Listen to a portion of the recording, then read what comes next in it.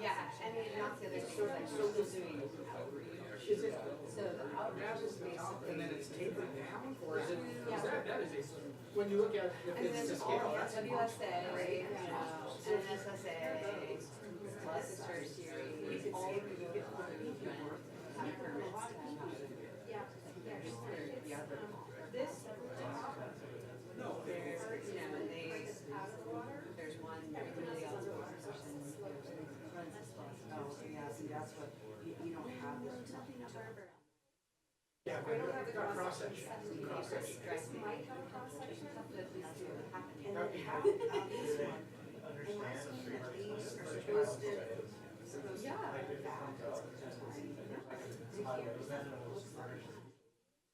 A lot of institutes are sort of like not my backyard, maybe.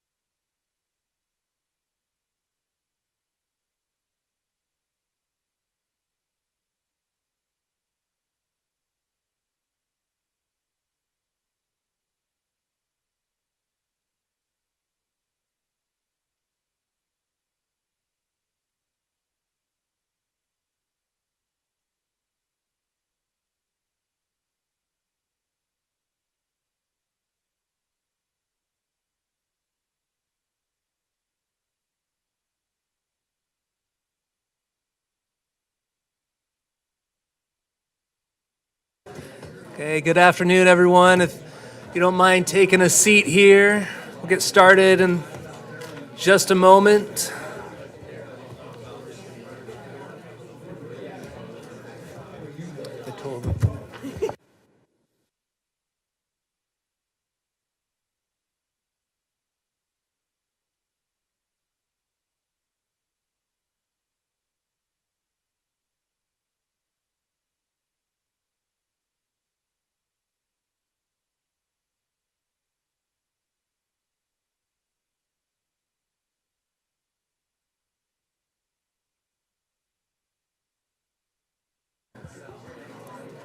All right, you don't want me to get my teacher voice going here. All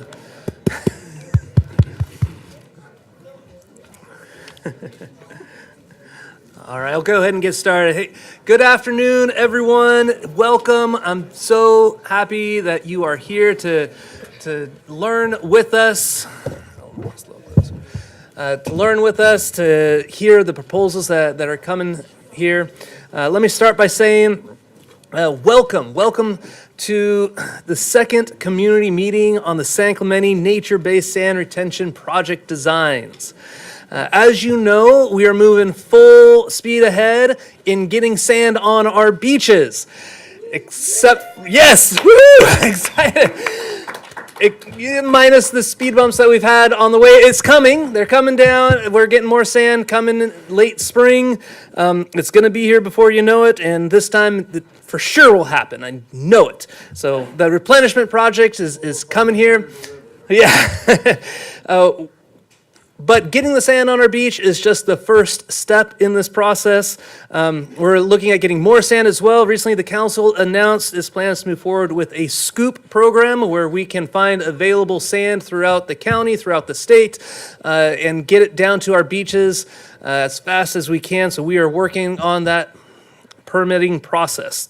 In the meantime, waiting for the USACE project to get back on track.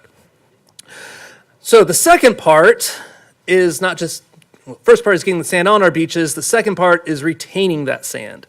And it's an incredibly important priority that we start taking those steps now and studying various ways to keep that new sand from going back off into the ocean. We all understand that Sandy Beach functions as a natural buffer between the ocean waves and other beach amenities, our public infrastructures, our railroads, our bluffs. So this is incredibly vital that we have this sand and that we keep this sand, especially as we see stronger storm surges coming in more frequently like we have over the last decade. So key to our sand retention strategy is developing designs that replicate nature and natural features and are locally appropriate and have the benefit of community support. Is why all of you are here. We are grateful to have everyone here tonight to learn about where we are in the process and provide feedback on the next round of designs. There will be several additional opportunities for public review and comment as we move forward in this process, which will culminate in a final report at the end of 2025. So this is a long process, but we want to get it right. And we have to get it right because we can't afford to not get it right. The beach is fundamental to the character of our community, vitality, our economy. Our beach is part of who we are. I grew up here on the beach. It's hard to think of San Clemente without a beach. So this is why it is so pivotal that we take these steps now, that we have a beach not just for ourselves, but for our future generations. Again, thank you. Thank you for taking the time out of your days to be here tonight because we know how important this is. And I look forward to participating with you as we continue down this design and this process. So thank you. And with that, I take over to Ms. Leslie. Go for it. Good afternoon, everyone. I'm Leslie Meyerhoff. I'm the city's coastal administrator, and I also want to welcome you to today's meeting. And Andy Hall, I see you back there. We actually have a spot up here for you if you'd like. Wave your name tag out, so if you want to join us, feel free. Welcome, everyone. We'll just start with introductions. We had Mayor Pro Tem introduce himself. We have Andy Hall, City Manager. I've introduced myself. I'm Chris Webb with Moffett Nickel. And then running the show literally back here is Justin Peglow. Hey, Justin Peglow, coastal scientist with Moffett Nickel. Would you like to make any opening remarks, Andy? No. No, yeah, just that, this is the most important thing facing our community. And we look at all these options and we know we've got to do something about our coast. And we know it's going to be the future of the community. We know it's really expensive and we know we've got to get it right. The costs associated with these things mean we have to study it out. We have to get it right. Something you can't miss on. You have to do it right the first time. And so I'm glad that we're taking the time to study all options. I think it's important to realize that in a city like San Clemente, there are a lot of people that know a lot about the water, how it works. You can do a lot of modeling, you can do a lot of things, but the people that are out in the water, the surfers, the people that have been down and watched this happen for years and years and years, sometimes the ocean is so dynamic that the models sometimes are one thing, but having that experience in our community from some of our people who have actually seen what happens in our local area is so important. So it's so great to see so many people out.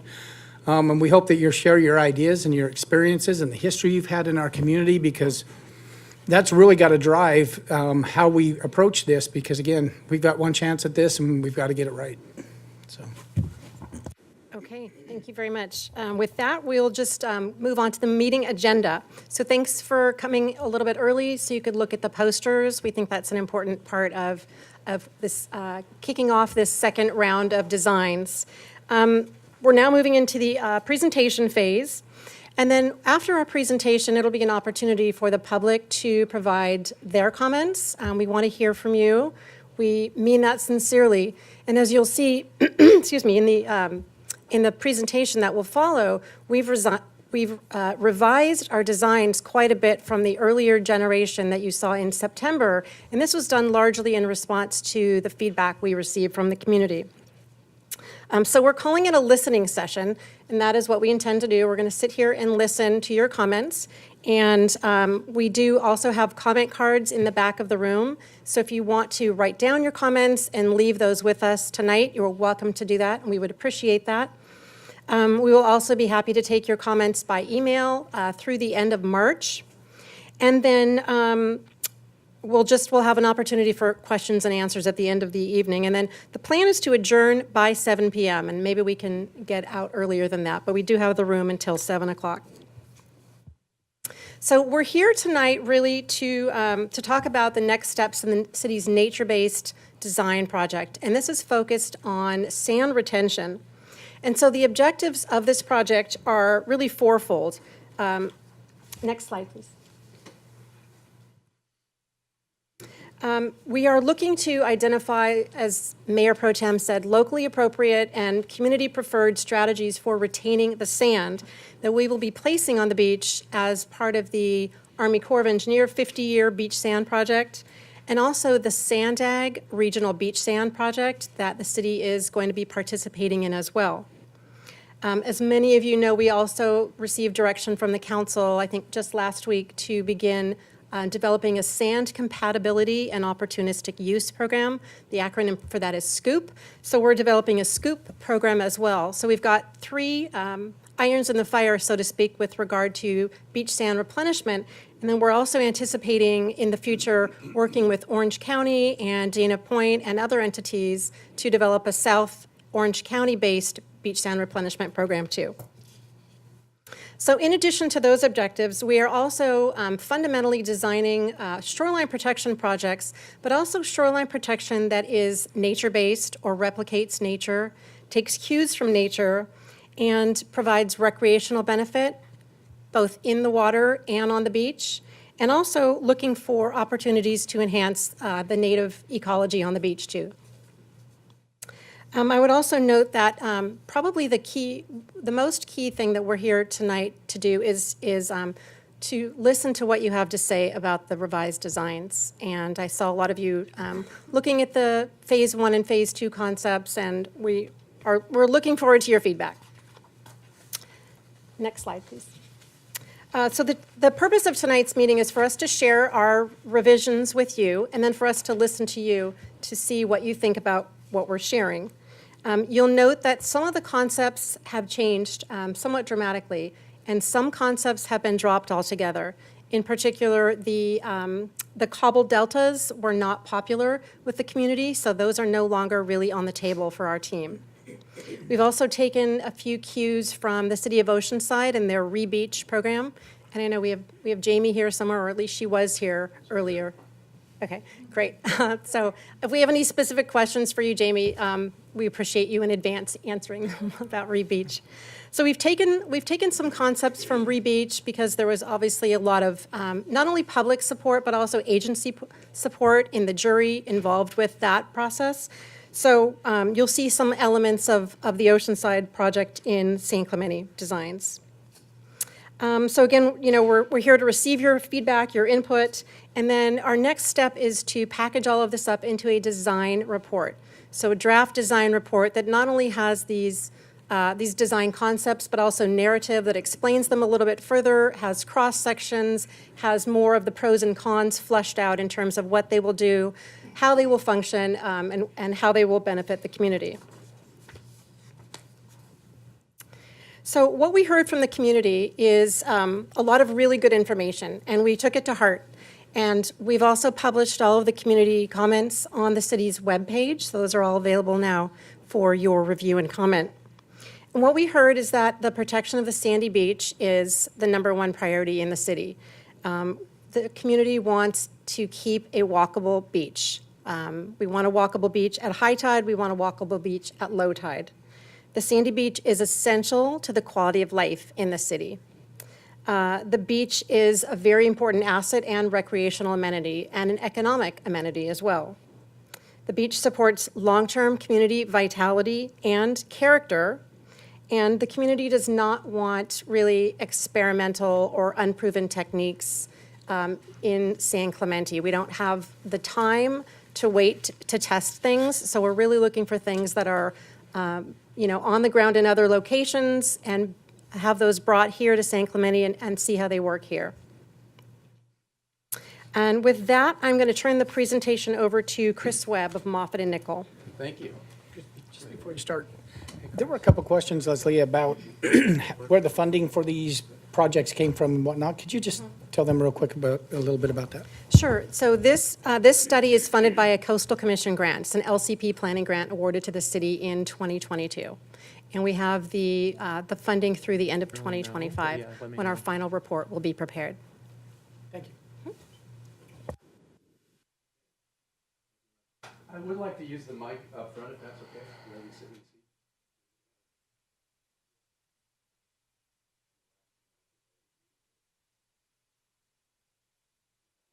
But I think it's better if I do, right? He said it's always on, so try it. I meant to mention that this is being live streamed on YouTube right now, so smile for the cameras, everyone. Okay. All right, so, hi. Glad to be here again. Glad to see everybody and all the friendly faces and everybody that's highly interested in what to do at the beach, right? With the beach. So what we're going to do is walk through some additional ideas now. We came to you in September and we presented some specifics and said, hey, what do you think? And then we got your input and looked at that and looked at every comment and ranked them and sliced them up a little bit by who liked stuff, who didn't like, what you liked, basically. What was voted as being okay versus what was not. So what we've done is we've taken out what was not okay, which was the cobble delta that Leslie had described. And we brought in another thing, actually a couple of things that were broached to you today. And this isn't prescriptive. It's not like, okay, these are the things that we're going to do. This is more like these are other ideas. And they're composed of multiple components. And it's possible that you'd like one component of that idea, but not the other stuff. So it's okay to say, I don't like that part of it, but I do like this part of it. You can slice it up. Or you can say, I like it all or I don't like it all. It's fine. We have no personal attachment to any of this stuff. What we're trying to do is put ideas out there to you that we are highly confident will work here for particular reasons that I'll go into in a few minutes. And to also just step back and convey the fact that this isn't going to be a one-time implement the project and it's solved. It's a phased thing. I mean, it's a progressive action to get your beaches to return. And so we're going to talk about the phases, what's in the first phase, the second phase, et cetera. And then what needs to be done maybe before they even start. Okay, so with that, I'll launch into it. You can go ahead, Justin. Okay. Thank you. I will be asking Justin for help as we go through it to highlight stuff or point to stuff or advance slides. A little informal here. I hope that's okay. So the first action that needs to happen, and you probably already know this, but I'll reinforce it, is bringing sand back to the beach. Nourishing the beach, replenishing the beach, whatever you want to call it, it's the same thing. Bringing in sand from the outside that's not here right now, and bringing in new sand that would be on your beach. Now, we did a rough calculation of what you might need, and I'll talk to you about that in a minute, but it's not a small number. It's a really big number. But I can compare it to another region that it's smaller than, so that's good. You're not the biggest region in the world that needs sand, okay? You're down the rung a little bit. So we'll talk about the existing drive to bring sand in and what that consists of, and then once sand comes in, we're going to be optimistic and say, we know it's coming. At some point in time, you're going to have sand delivered to the city, and it's going to be in large quantities. That would be the goal. And once that starts happening, it's monitored to observe and measure how it performs. Does it stick around? Or does it, whoosh, leave out of the city and go in both directions and it's gone, and you don't see it? Or something in between. Probably going to be something in between. Then we can start thinking about, okay, well, renourishment, but strategically inserting these sand retention features. Maybe starting with one at the most needed spot as a pilot project. And put that thing in, test it in the lab, do all the stuff, engineer it right, put it in, get the money, put it in, and then nourish again right behind it or right adjacent to it and monitor it. The agencies will require that anyway as part of your permit, so it's not like it's not going to be required. So it's got to be funded and all that stuff. And you monitor it for a number of years, you assess its performance, and then you make a choice. Do we want to do that again somewhere else, or is it just fine the way it is, or do we want to change it, or do we want to remove it? Those are some of the choices you'd have. So that would be the second phase. And then let's say, hypothetically, that the sand stuck around and we put in a retention feature and it worked really good and it made more sand stick around, and a particular beach or a group of beaches got so wide that they were easily able to handle all the recreation you'd have on the 4th of July and more, meaning that there's extra beach that people aren't using and it happens to be at the back of the beach. Typically, I live in Huntington Beach and there's a Huntington State Beach right there down the street from my house. And at the back of Huntington State Beach, that's where the fire rings are. That's where the parking lot is, and people go to the fire rings. But then there's this no man's land between the fire rings and where people sit by the water. People go down by the water, sit there, put their beach chair up because it's cooler right there, and you can run down to the water. You can see. It's really great. But between about that line of people and the fire rings, there's this big area that nobody really uses, except people flying kites or maybe throwing footballs or whatever.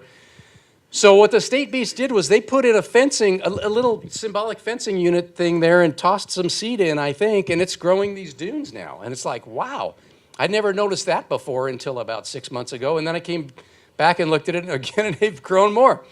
So at the back of the beach, in places that aren't a conflict with recreation, there might be an opportunity to put dunes in here too. And what the dunes do is they do a number of things. One, they store more sand.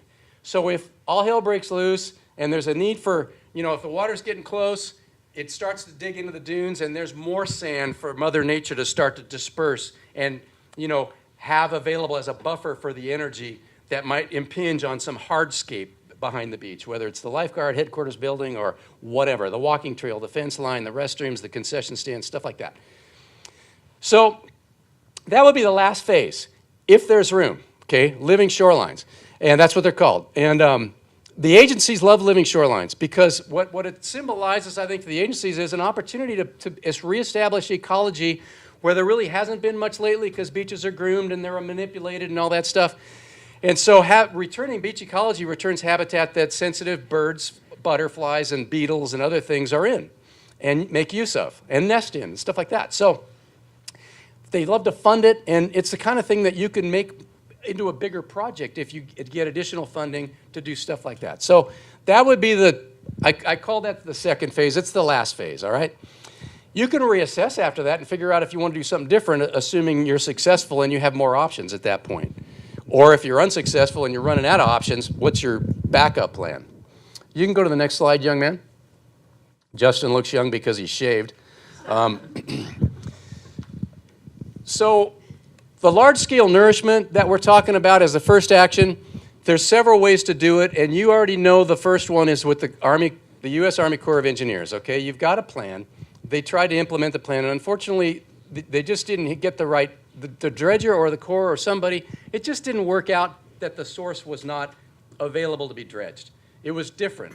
And so the idea is get the better sand and bring it here. And they're looking at two sources, one in Solana Beach, one in Surfside Colony. They're both about equidistant, 36 miles or so, I think, is the one-way distance. So that's great sand. If they bring it here, you'll be very happy. Trust me, both of those sites yield super good sand. What I think we need to do, and we haven't talked about yet, is let's find a source closer to San Clemente so it doesn't require such a haul.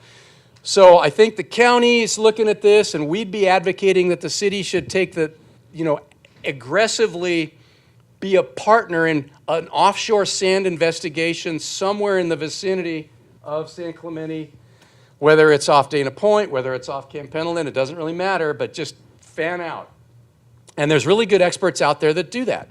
And the San Diego Association of Governments, which is, the acronym is SANDAG, just coincidentally, it's not intended to be SANDAG, but they got sand in their name, fortuitously maybe. There's a consulting team working for them, and we're a member of that team, one of the sub-consultants, and the prime consultant has a sand, an engineering geologist that found the sand that the Corps is dredging right now down there and putting on the beaches. And that gentleman is available to work on the San Clemente side because SANDAG has added San Clemente to their project, and you're part of the feasibility study, and part of that is let's start identifying offshore sand sources. So my friend Dave is his name. We're going to be working together to start that process, and we would like to go to the next step and have the city or the county in a subsequent step take it a step further. I'm saying steps a lot, I guess, but actually implement an investigation where there's offshore vibracoring, which is a boring from a boat down into the seabed at specific locations of promise, and a retrieval of that material and an examination of it to see if it's good stuff. And from that, there can be a plan made to send a contractor out and dredge it and pump it on shore. So the sand investigation is going to be really important, and it needs to happen. And I don't think I've really broached that subject yet. We've mentioned that you're part now of the initial feasibility study for the San Diego, for the SANDAG, for their third beach nourishment project. And that's a really good sign. Okay, so hopefully San Clemente will remain in the mix. Dana Point is in the mix too, as are Orange County beaches. So if everybody stays in the mix, everybody gets to be a part of it as it goes down the road. And then Ms. Meyerhoff mentioned the third bullet is up there called the Sand Compatibility and Opportunistic Use Program, which is basically around these larger projects, assuming these larger projects would happen by the Corps. Let's say the Corps keeps doing their stuff. SANDAG comes in and does stuff too. So you got two sources of sand coming, which are large in number in terms of quantity. What about the smaller projects that might happen more frequently? The stuff, I'll give you an example, the Santa Ana River sand. That's good sand. And it was brought in here twice. Okay, short-lived, admittedly, because it was a small quantity. But if you have a large quantity going in and you supplement it with small pulses, it will stick around longer, and it's only going to be good and helpful. So this SCOOP, they call it, is the program that's being pursued right now. And that's positive. And then finally, the last one is the South Orange County. I can hardly read this. I'm sorry. I'm aging out, I guess, on some of this stuff. I should look that way. It's like a collaboration. So it's a collaboration between the city, the county, Dana Point, Orange, thank you very much. The county staff's over there. I'm sorry, I shouldn't pick on. They're helping me out. So there's 4 activities that are going on that could potentially yield a lot of sand, and maybe there's more. I don't know. I would think the more partnerships you can have, the better. So you can go to the next slide, Justin. So where would this new sand go? Well, what we think is everywhere except where the Corps puts it. It could go where the Corps puts it too, but the Army Corps of Engineers I'm referring to as the Corps, just it's short. So the Corps has their little pink or whatever color it is footprint up there on the screen that's kind of straddles the pier. That's great, but let's put it everywhere else is what I'd be saying is everywhere from the north end of that footprint all the way to the north end of town and from the south edge of that footprint all the way down to the south edge of town. Everywhere's fair game is what I'd be saying, and we will say that in this report. And I don't know if necessarily there's more sand that would go at particular sites or if it just kind of goes evenly. It would kind of be the city's call, frankly. It may not even matter that much, but it should occupy the coastline of the whole city. You can go to the next slide, please. And San Clemente's interesting. There's the shoreline from Dana Point down to Trestles or San Mateo Creek is kind of a real subtle embayment. And that little subtle embayment will act to favor sand retaining within that curvature. That's similar to some places that have received sand in San Diego County. An example is Cardiff State Beach, is kind of a subtle embayment between Cardiff Reef and Seaside Reef, if you're familiar with what those are. And it's a much shorter reach of coast, but they put sand down there and it doesn't go away fast. It just sticks around. And it's just the natural tendency for embayments to actually hold sand longer and become more filled. Okay, well, it's not happening right now, basically because there's just no sand coming into the system of any great magnitude. The storms did bring some in, I think, from San Juan Creek, from San Mateo Creek, and we're hearing that there's places now that are actually seeing some beach that didn't have it before, so that's really good. But the UCI study that was put out most recently, you might have heard of that. In fact, it was in the newspaper, and thank you very much. I appreciate that. I think there was a link that I probably used to go to it. Said that San Clemente, because of its fortuitous position within this little embayment, might not need as much retention as another place that is a straight line coast, such as Oceanside. That's an example of a place that's not an embayment, and they're, of course, having problems too. So we might see in the existing phase of nourishment that if we nourish enough, that the need for sand retention can be a lower priority. Maybe it's down the road. So that's a positive thing. Go to the next slide, please, Justin. I'll admit I did a relatively quick calculation of the amount of sand that I think you need to return your beaches back to being as wide as they could possibly be and protect your shoreline from the 100-year winter storm, okay? That's just, it's kind of an arbitrary beach width of 250 feet that was put forth by one of the experts in the past who's no longer with us, but I trusted what he said. And he said, if you can put your beach at 250 feet wide, you'll be good for a really long period of time. You might have to renourish, but that will sustain you during a significant storm. Sandag used that as their guideline for their region. And when they did their math, they came up with needing 30 million cubic yards to restore their region. Well, they put down 3, so they've got 10%, boom, already in their little account. But they need to do another 27 million according to that thinking process, okay? Well, I did the same kind of exercise for San Clemente, and I just took the length of your shoreline, and I did a quick calc of how much sand is already in your shoreline based on the beach width measurements done by your consultant, Coastal Frontiers Corporation. And, you know, the existing quantity, let me see if I can come up with it, what I did was an existing square footage of beach, which is about 1.4 million square feet. Well, you need another 4.5 million square feet to make that 250 feet wide over 4.5 miles long. And when you do that math, you know that you need 4.5 million square feet of beach. Well, in order to get 1 square foot of beach, there's a relatively simple formula. You need 1.5 cubic yards of sand. So if you multiply 1.5 cubic yards of sand by your new target of 4.5 million square feet of beach, you're going to get about 6.75 million cubic yards of sand, or 7 million cubic yards. All right, now that might be your ultimate goal, all said and done for the future, and that would sustain you for a long period of time, even with sea level rise. It would go a long ways toward keeping you dry. You would probably have to renourish, but that's your ultimate number down the road, okay? Assuming your beaches don't return suddenly on their own or don't recede significantly from where they are. So you can go to the next slide, Justin. Not insignificant, obviously. So let's say that we can find a source and we can do the nourishment, and let's say it can't happen. 7 million cubic yards of sand is not going to come in your first project, okay? But maybe you can get one. Maybe you can get two. You can get some, whatever the city can get the money to do, and it costs about $15 or $20 a cubic yard.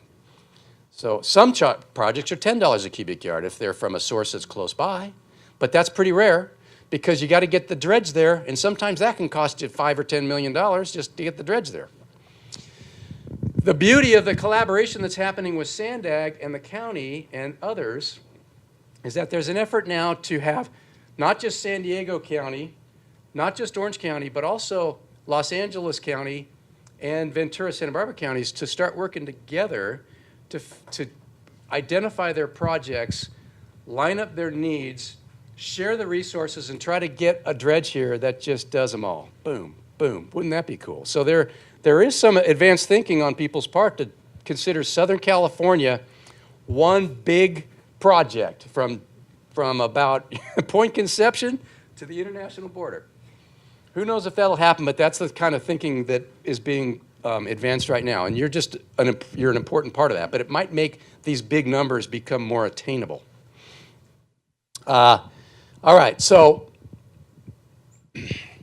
does anybody have any questions before I continue to bombard you with information? Chris, cost is an issue. Yeah. So you keep talking about like this calculation, I think Yep. $105 million. Right. What are the sources of finance?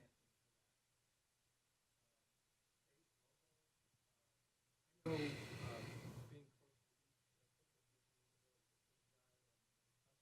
to protect our beaches in terms of the storms, I'm not sure how much they want to participate, or even the federal government. So Yeah.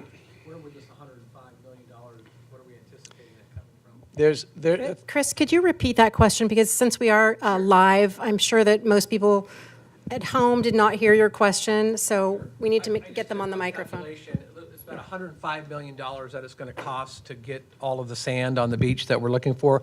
What are the funding sources for that $105 million? Or is this just a pie in the sky thing that we all want to do here, but we're never going to be able to pay for it? Kind of like the reparations thing that you see out there. Everybody's talking about reparations. Where are you going to get all this money? Same thing here. Where are you going to get all this money? All right, so somebody else might have an answer, but I can try to start the answer if you'd like. You want to go? Sir? Go at it. No, I prefer you start. I can jump right in. No, I think that's an important question. The funding this, that's what we talked about at the very beginning. That's very important. It's very expensive. I do think that the city is going to be, every city needs new sand, right? So every city is going to have to take care of itself. I keep hearing on Casa Romantica how the federal government's going to show up and the county's going to show up and the state's going to show up. I can tell you right now, and I have the same amount in my wallet, how much money we've gotten from all of those entities. And I don't have any money in my wallet. So one of the things we're looking at is, how important is this to our community? Are they willing to look at something like raising our sales tax by a penny? So when you go to the grocery store and you spend $100, you're willing to spend an extra $1. And people say, well, what does that mean? What would that mean in a city like San Clemente? If we were to raise our sales tax by 1 cent, we get about $13.5 million a year, and we get 1 cent of the sales tax now. The rest goes to the state or somewhere else, but we'd get to keep that full 1 cent. So if we raised our sales tax by 1 cent, we'd raise somewhere around $15 million a year. So in 2 or 3 years, we could have $45 million saved up for this. In 5 or 6 years, we could do that. But again,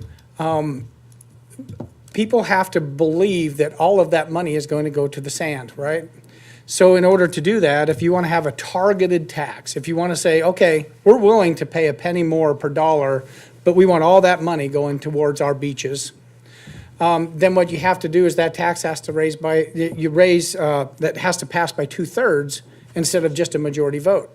Now, if you just do a general tax and you trust the council, we all trust the council, so I didn't mean to say it that way. I don't trust them at all. But if you were going to do a general tax, it only has to pass by 50%, but then that money could be moved other places. And in San Clemente, what I've heard, just in the year that I've been here, what I've heard is people may be willing to invest in our shoreline, but that's about the only thing that they'd be willing to further invest in the community. So it'd probably have to be a targeted tax. So we'd probably have to reach that 66.6% threshold. Now, in the past, we had an ocean protection fee, and that raised about $4.5 million for water quality, storm drainage, and some of those kinds of things, and that expired in 2021. And so we've got to figure out what we're going to do with that issue also. And I think that the sales tax could do that. The only thing that I get concerned about is that fee was actually borne by the landowners in the community. It was property tax based. And so I think what was missing from that is that the visitors to our community weren't contributing. The sales tax, everyone contributes. Visitors that come to the community that are buying things in restaurants or whatnot, they would be contributing as well. The only negative factor I think at all to doing it through property tax is that it's only residents of our community that have to contribute to that. So it's attainable if it's something we want to do. I know that those are big numbers, but I think we could do it if it's something our community wants to do. A penny on the sales tax will get us a long ways to doing some of the things that we're talking about here. Yeah, And- if and I, Sorry, there's- anyway. if I could just add to that, and the big thing we have to consider right now is the easier threshold to reach is that 50%, but that would be with the residential. And are we willing to do that? That'd be an easier route, but then we're not getting the outside sources, as Andy was saying. So we wouldn't be able to necessarily raise as much from people coming outside the city coming in. Do we think as a city that we can reach that 67% threshold if it is targeted just at sand? And this is a hard question we have to ask. And this is where you come in to voice your opinion, to say, yes, we think as a community this is important enough that we think we can get to that 67% threshold as an entire community, that we think it is important enough, and that outsiders would be paying into this as well, not just ourselves. But that's a big if, and so we're weighing these options, and this is where we really want to hear from you. Where do you think the population of San Clemente is right now in terms of what we find as a priority in terms of sand and how we want to fund this? Because the alternative is we don't pass anything and our beaches go away. And that's a hard truth. Someone asked for also kind of perspective. That amount of money, that $15 million-ish, that's about what it cost. That's our contract with OCFA. So some people say, just cut back. Well, we can't just cut out the fire department. Those are big numbers. I think we can and we will need to be more efficient going forward in the future. Cost of public safety is going up much faster than our revenues are going up. We're going to have to be more efficient. But the kind of numbers we're talking about here, placing sand on the beach, would probably require a new funding source. And I'm just being honest. I'm not trying to be a bureaucrat here. That's just probably the honest truth. So thank you. And there is, and I can talk to you more, there's also state and federal op grants and stuff that pay big bucks for things. So what I'd like to do is keep going. I see the hand. Can I keep going? Because Steve, I saw your hand too. Let me keep going. Because if this stuff's fun, the next stuff, and this is the stuff where you can beat us up because maybe it's a dumb idea, okay? So so what we have is we have opportunities maybe to hold the sand in place as part of the first phase. And we've talked about this before, but I'll go over it again quickly. That there's 3 types of ways to hold sand in place. There's the way where you stick something into the surf zone from the beach. It's called perpendicular to shore. And what that acts as is a stopping point for sand that's coming from one direction or the other. It's a groin. It's a feature, like a rock feature or a vertical type concrete feature, whatever, that sticks out into the surf zone. And places have them, you know that, right? They exist in other places. They're really good at doing their job when the sand's kind of coming from one direction, like all the time, or most of the time, the vast majority of the time. They're not so good when sand turns around and goes the other direction, like it goes this way one day and this way the other. You could have it going in both directions on the same damn day around here. I've seen it. So there's to be considered, but not necessarily perfect. Breakwater is another way to do it. And a breakwater sits off the beach and is oriented parallel to shore. So what the breakwater does is it breaks the water completely. It breaks the waves, it knocks down the energy, and it creates this nice quiet spot on the beach behind it or in its lee. And as sand is moving along the coast, being pushed and pulled and carried by waves, and it gets into that shadow, it stops and it builds a beach. And beaches can form behind these breakwaters that are really nice. The thing about it is there's no surf behind it either. So, you know, you've got to pick your poison on that one. But there may be ways to design these breakwaters so that they do their job, but on the outer ends of them, there is a surf spot. They're called surfable edges, okay? And so we've been talking to a lot of other people, and they exist out there in the world. That's the good news. So we know we can design them in such a way that, okay, you get a beach, you get the mother's beach back there, whatever you want to call it, the quiet water zone and the play area, but a surfer can paddle out and surf a big wave if he wants, or a small wave, whatever it is on the edge of that breakwater. And then there's the third one is a reef. And a reef is good. A reef can also handle the condition of sand going in both directions along the coast, which is what the breakwater does really well. If sand is moving in both directions and it's somewhat unpredictable, except you know it's kind of going in the wintertime heading to the south, and in the summer it's heading to the north, but then it will switch up on you when you're not expecting it. That's the breakwater strength, but the reef is a smaller version, and it's not such a linear feature. It's kind of more three-dimensional. It's got more of it could be an almond shape, a chevron shape. It could have a point sticking, like an arrowhead, that sticks out towards sea, and a broader base that faces towards shore, so waves break at that reef and peel over it and dissipate their energy. So it's a good idea too. The only kicker on those is they don't break all the energy up, so it's not a perfect shadow behind them. So the beach that tends to form is not as big of a beach as a breakwater. So the breakwater is more efficient at building a beach behind it. The reef is less efficient. And then if you add to it that we have tide swings in Southern California that are on the order of, 5.5 feet maybe, or 5 feet on average, but then they get to be 7, 8, even 9 feet in the spring tide condition of a December or January morning, where you get a 7-foot tide and a -2. 7-foot tide in the morning and a -2 in the afternoon. You got a 9-foot tide swing.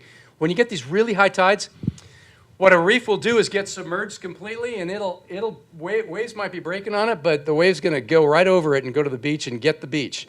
So they're not effective with really high tide swings, unless they're emergent. They're out of the water at high tide. So they might as well be a breakwater to some extent. They would service that. So that's just another thing to consider. So we're going to talk about all these three things. I've hit on everything on the slide. Woohoo! Let's go to the next one, young man. Here's an example of a groin. I think you've seen it. It's a linear feature that goes perpendicular to shore, and it'll hold sand on one side, preferentially compared to the other. Now, there is one site that's kind of an exception to the rule. Newport Beach has sand movement in both directions, and it's got a groin field, and the groins do a pretty good job of holding that beach. They don't have these really big deposits on one side or the other, but they have pulled the beach out. And I think a lot of that is the Corps of Engineers, our heroes, and they've done really good work. You got to know that. In North Orange County, at Newport, and at Surfside Colony, and at Huntington. There's a wide beach there because they came in the 60s, and they did a lot of work to save a lot of beach. Go to the next slide, please, young man. You've probably seen this too in the last presentation. I think we showed it to you. The breakwater off of Santa Monica Pier, just to the west of Santa Monica Pier. It was a full-blown emergent breakwater when it was built. It's been damaged over time because that was in the 30s and some of the rocks has rolled off. It's been broke, it's been pushed off, etc. So now the crest of that breakwater is lower, and at high tide, it's almost completely submerged depending on how high the tide is. But it still holds a really good beach behind it. So it's a pretty good model of a breakwater that's partially submerged, but significantly emergent during most of the conditions. And that bulge in the shoreline is what we'd be trying to accomplish at San Clemente, okay? So when we talk about a breakwater, this is a classic example. And it would be pretty darn much of a poster child for what we'd be trying to do here.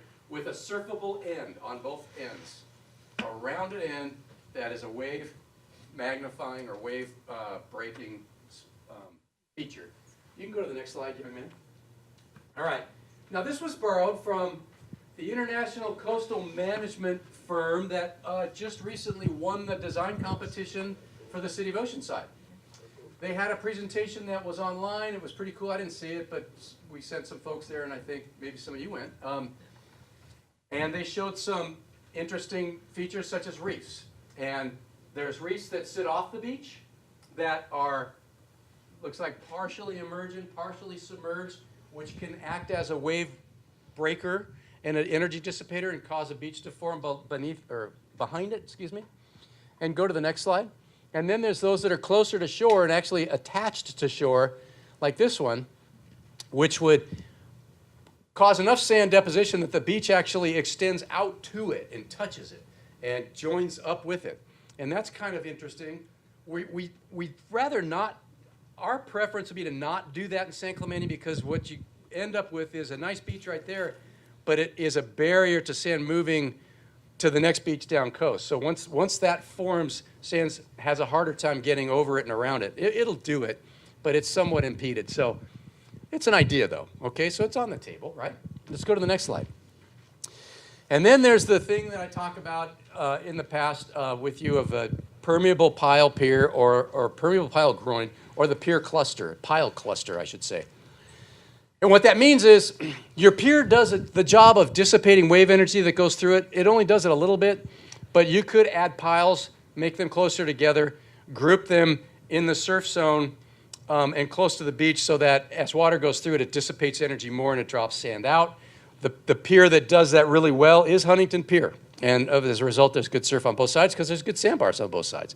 They're dynamic and they move all over the place, but they're pretty perpetually predictable.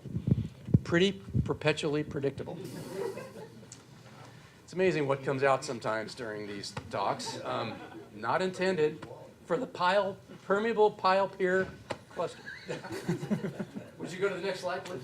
So it's worth considering. You've got a pier. I mean, maybe your pier could be, designed to have this, or you put in another pile cluster somewhere else. And that's where I start to think about this. The City of Oceanside's design competition winner had those pile clusters at the end of some of their features. So that reinvigorates some thought. So this is a matrix you're probably not going to be able to read. But what it is a list of pros and cons of these things we just talked about, just to get your juices flowing. And the features are listed on the left, the pros and cons are on the right. And what we see is that anything that's built close to shore or attached to shore is less expensive to build because it's easier to get to. It doesn't require as much material because you're not putting it in deep water. So a groin is less expensive to build than a breakwater. A reef is less expensive to build too than a breakwater if it's close to shore. The breakwater is probably the most expensive thing to build because it's out in deeper water and it takes more material to build it up to the surface and elevate it up out of the water.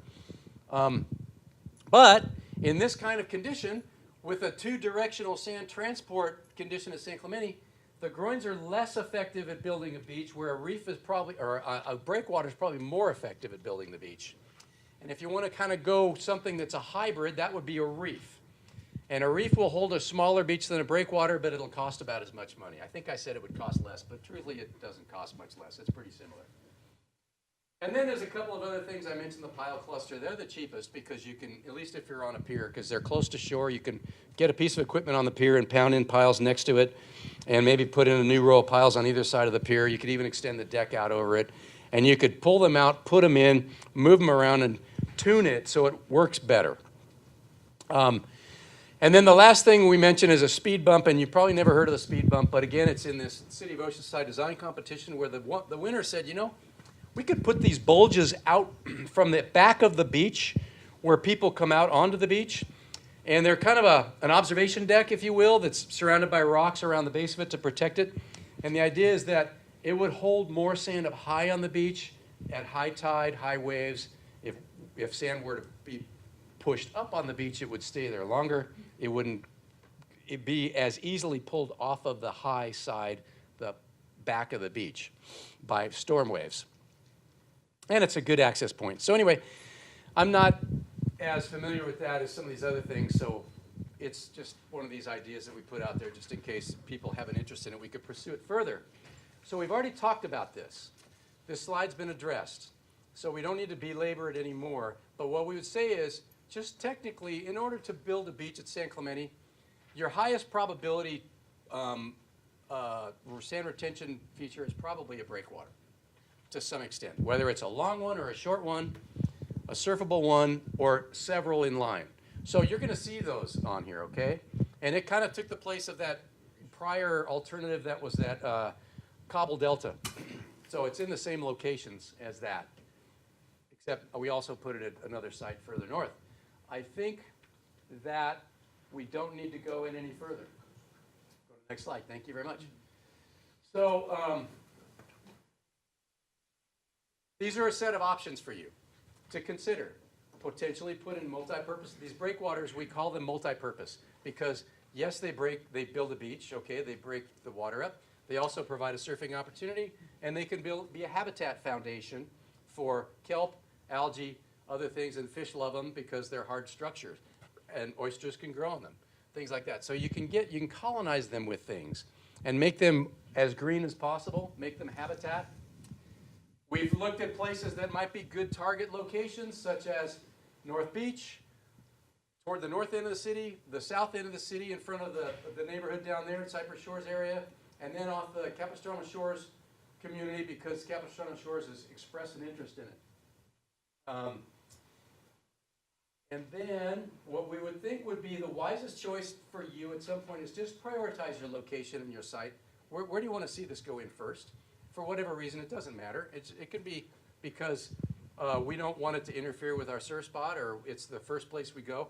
But North Beach it just seems to me like it's kind of a natural opportunity because a lot of people go there.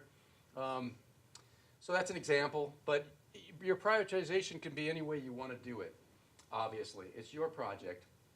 And then there should be something maybe moved forward. One of these options, somewhere, just to test, but it should be moved forward after the nourishment. The nourishment should go first. It should be monitored. While that's happening, there should be planning and permit applications and analyses going on for a sand retention feature, so then when the monitoring of the nourishment's done and it's time to do something else, you know what to do. You can either nourish again and don't do a sand retention thing, or you could nourish with a sand retention thing.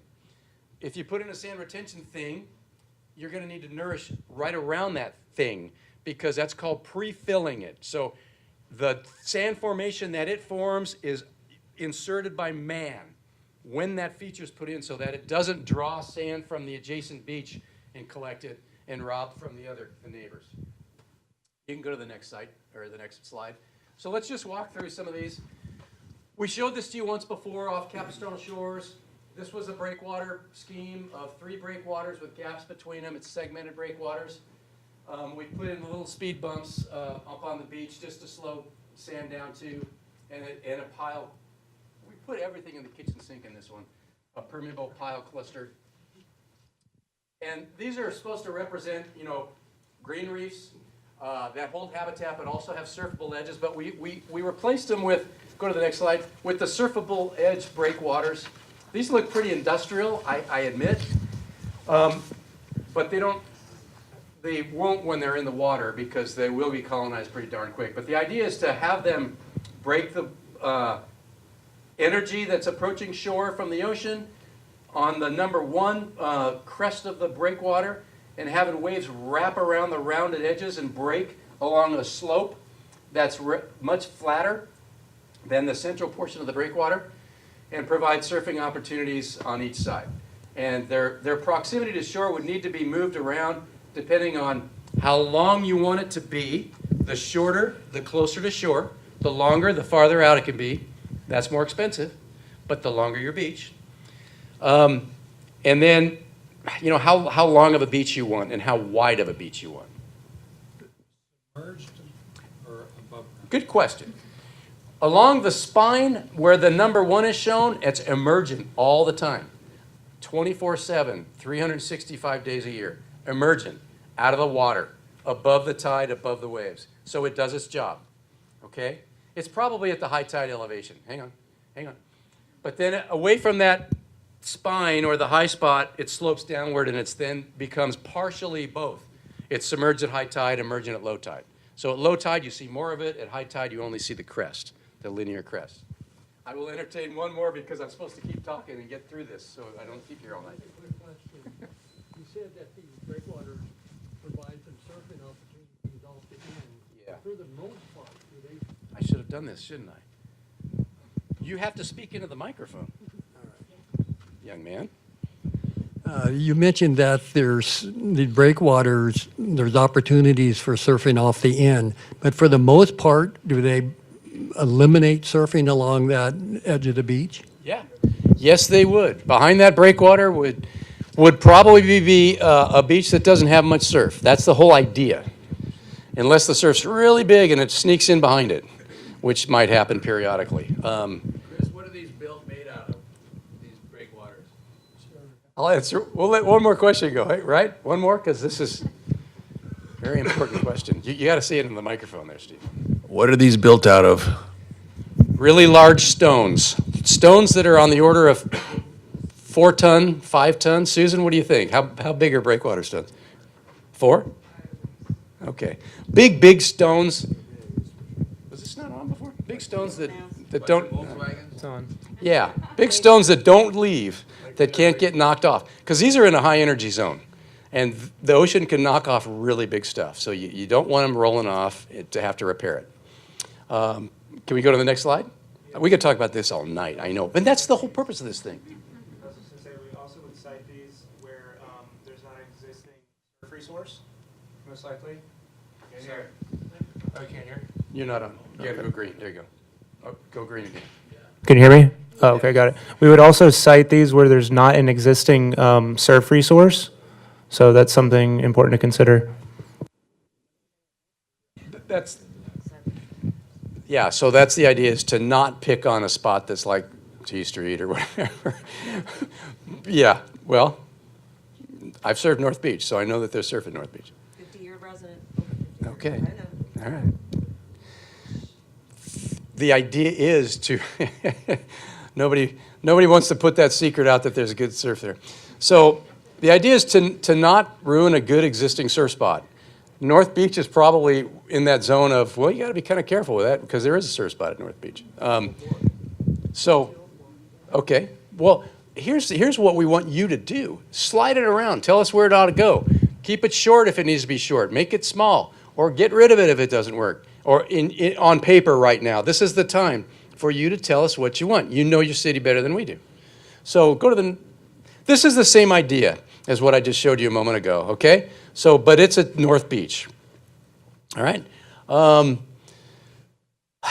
to the next one, Justin, if you wouldn't mind. The next one, I think, is okay, so this is now the pier, permeable, or a pile cluster at the pier, which is intended to increase the amount of wave dissipation and sand accretion adjacent to the pier, which actually work really well with the Corps of Engineers project.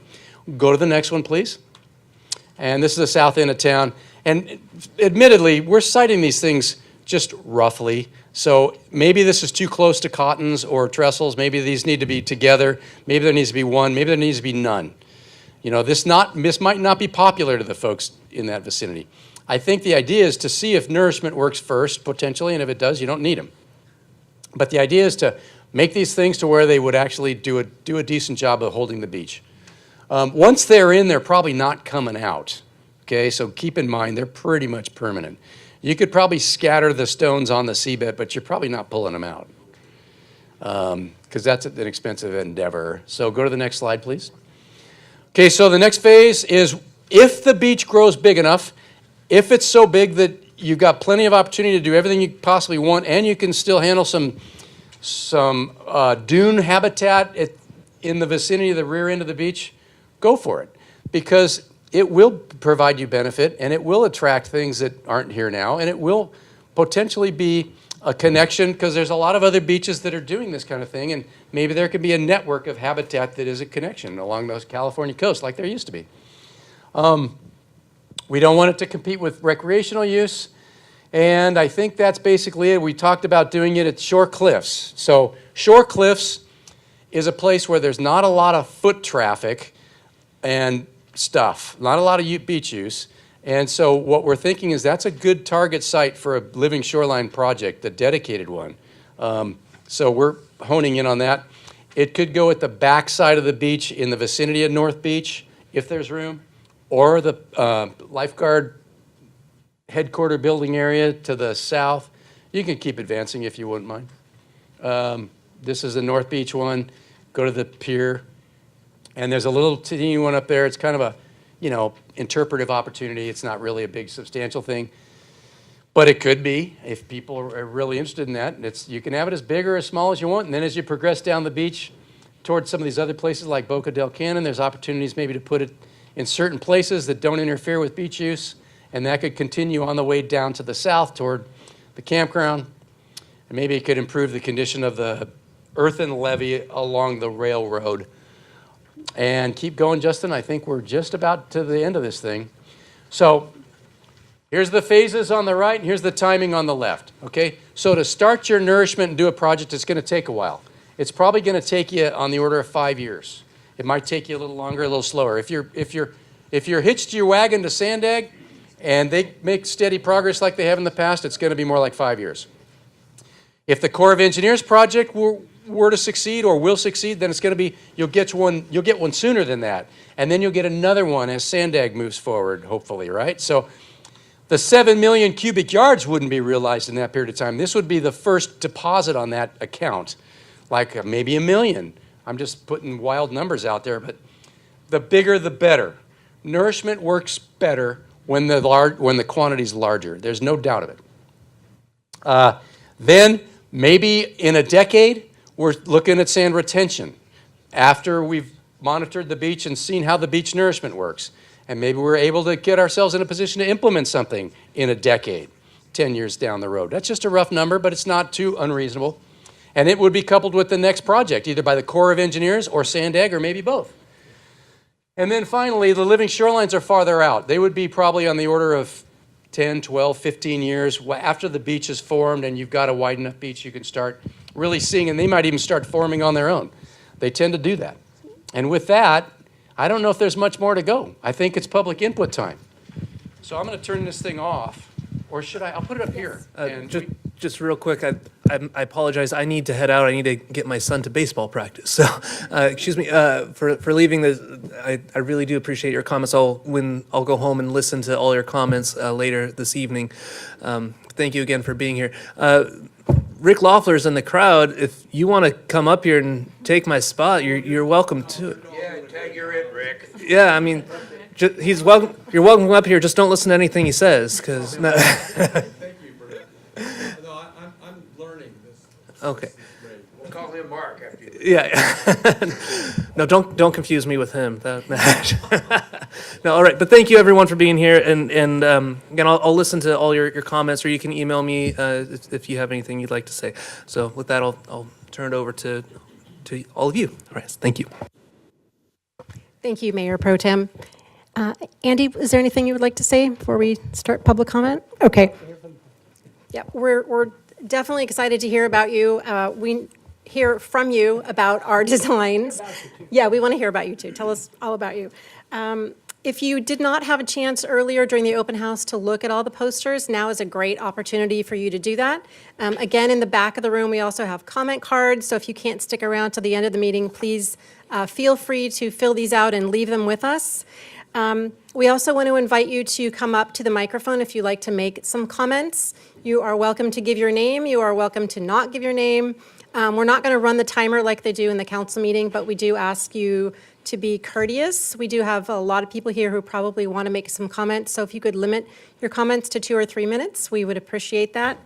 And yeah, we want to hear what your favorites are. What did we get right? What did we get wrong? Did we miss anything? All of your feedback will be considered constructive, so thank you in advance. And let's begin our listening session. Yes, come on up. Hey, she's faster than you. Oh, gosh. Oh, Timer on you. okay. Thank you so much for this presentation. I appreciate it. My name's Amanda Quintanilla, and I could spell that later.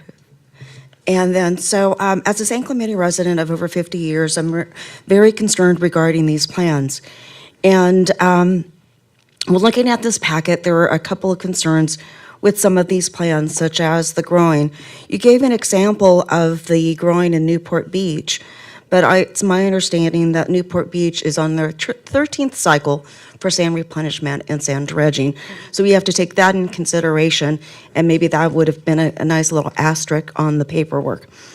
Another concern that I had that Mr. Webb raised was that we did have sand replenishment through the scoop, which was done in North Beach years ago. But the problem was that it was done during winter and right before a storm, so it didn't hold. When looking at the multi-benefit surfable breakwaters at Capistrano Shores, North Beach, and Cypress Shores, they are massive. When looking at the North Beach map on page 13, it doesn't seem to scale when comparing it to Ole Hansen Beach Club, which is about 1.53 or 1.52 acres. So that breakwater is enormous in comparison to Ole Hansen Beach Club, and it's on page 13. So that really needs to be to scale. A cross-section of that should have been done, and I'm glad Mr. Webb mentioned that the number one, the top part is above water. As a longtime resident, I'm very concerned about the impact of this breakwater to migratory whales and dolphins. Swimming, for decades, I've seen whales with their calves swim very close to shore. To me, it seemed that they were swimming close to shore to protect their calves, possibly from our great sharks that we have, great white sharks, and now from orcas that we've been seeing in the past, or lately. I'm concerned about how this would impact whales if they can't go close to shore. Would they be putting their calves in danger if they're more to the sea? Sorry. I'm also concerned regarding the impact of the waves at North Beach, at 204, and especially the two benefit breakwaters at Cypress Shores, and I'm just kind of wondering how is that going to impact Cottons Point and Trussell's, and especially because the World Surfing League has their tournaments there, and so I'm really concerned about the impact of that. I'm glad a resident brought up the cost of $150 million to put these in, but according to your pros and cons little legend here on map 10, it says that breakwaters are more expensive and harder to remove. But according to Mr. Webb, he said that they are not going to be pulled out. So $150 million and they're there, and so if it's going to be detrimental or cause detrimental effects, then they're just going to be there, and it doesn't seem right to create such a impact and potential harm to our beaches, our surf, and our migratory whales and dolphins. Thank you so much.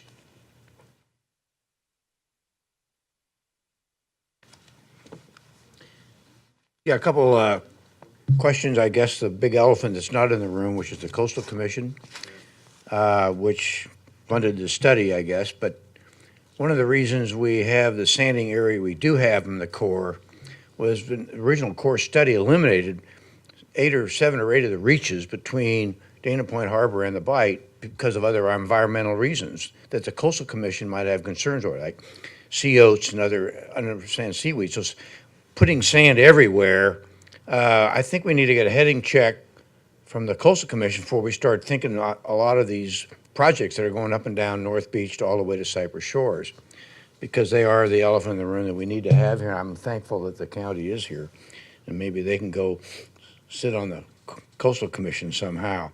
But we got down to the reach we're at because also on the Army Corps of Engineers there's a federal requirement for a cost-benefit analysis. And this was the only area where we made the 3-to-1 ratio because of visitor serving, was that section plus or minus 3,000 feet from the pier. And so to get federal funding, you have to, and we want to use some of that federal funding, you're talking about where the dollars are coming from, we have to get around that federal cost-benefit analysis requirement that the Corps is going to apply. Right. So I don't think we're going to be able to sprinkle sand at North Beach or Cypress Shores with federal funding and Army Corps background unless we can get a workaround from that federal requirement, which is a federal law. And the Coastal Corps work is a glacier, and they protect themselves with federal law. And so I just thought I'd bring that up, that the reaches we're at, there was 10 of them total, and 8 of them were eliminated during the original study that came up with this funding source and this source, which once again, I'll tell you, in 2010, we were worried about the Barrow site. And Andy, you know, I've had that conversation with also Leslie. And the Army Corps picked it because it was the closest for the dredge. And they held on to that story, even though we told them then that it was a lousy Barrow site. And then the funding part, we had a hard time in this town funding our schools at a 55% threshold with special funding for our high school, which has fallen down, and one of our teachers just left with black mold in it. And this town is so conservative about funding, and I was so disappointed we couldn't even upgrade our own high school with black mold in it at a 55% funding level. And Prop 217 is going to drive us to 2/3, 67%. It's going to be a really steep slope decline, and that's my only comments. Thank you. Can I ask you a question and then give you a couple pieces of information? Sure. First, I didn't get your name. Don Brown, citizen of San Clemente. Thanks, Don. I was on the Coastal Advisory Committee in 2010 when the Army Corps briefed us on the project. Okay. So with regards to the Corps of Engineers and their economic analysis, which limited you to this certain reach because there was so much economic, benefit or whatever that came from the Pier Bowl area, the funding sources that we're looking at for other projects like Sand Egg, state funding, considers recreation, where the Corps really doesn't look at it. They're more storm damage related, like you said. So the state considers recreation, so you can justify your benefit to cost ratio based on the added recreation value, and that's just based on square footage. And I understand we get a lot of state funding for our share of the Army Corps from the boat fund and all that stuff. Right. They've been very supportive of it. And they funded the entire, not the entire, but 85% of the last Sand Egg project, which was $25 million. So the good news is we have and we got the economist that did that economic benefit to cost work for Sand Egg on the city's team. So he's part of this project right here. So he whispers to us and says, do this, do that, and we listen up, say, okay. This point is there's no panacea getting the Army Corps lined up for it. Agreed. They do a lot of good work, but they come with other strings attached that we have to work around. Yeah. And they'll never cover all of it. Right. You know, we're going to be on the hook for 50% or more of the costs associated with any of this work. That's how those work. We've always That's got right. 80% of the boat. State comes in with 80%, so our share gets down to 10 or 20%. Actually, in reality, we kind of forget that. But we still have to meet some criteria here where we put the sand to make the Coastal Commission happy too. So there's They're the elephant in the room that we should have here. Thank you. That's a good point. And we're, having had to go through that permit process before for other beach sand projects,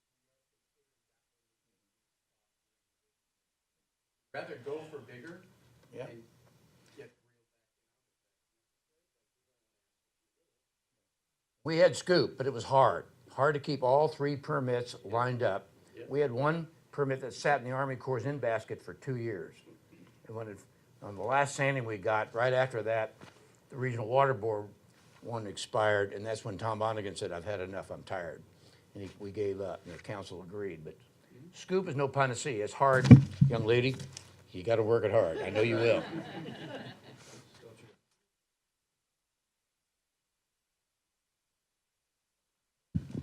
Hi, Mike Kay, San Clemente. I love the preview, the whole thing, the presentation was great, covered a lot of stuff. I've kind of been doing some deep dives on my own lately. The one thing I didn't see you guys cover that I wish you would for a 5 to 10 year out program for sand sourcing would be the Prado Dam. Okay. Prado Dam via rail. I have read most of the reports from U.S. Army Corps. U.S. Army Corps owns Prado Dam. U.S. Army Corps in 2016 slated to remove several million yards of fill.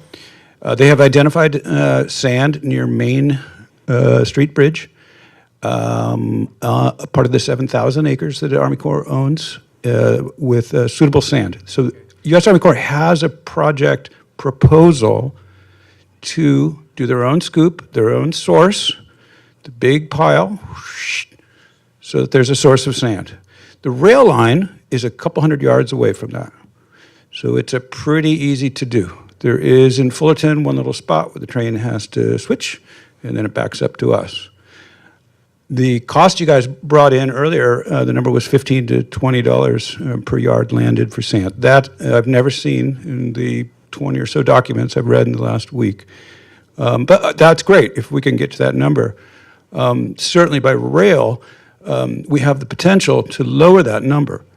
The U.S. Army Corps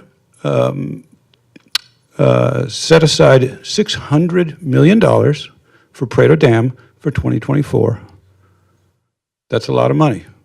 The money is there because they need to dig all the infill because the dam is full. So there's a funding source that's interesting. We might even get Army Corps to pay us to take the sand. It's kind of in that realm. It's in that realm.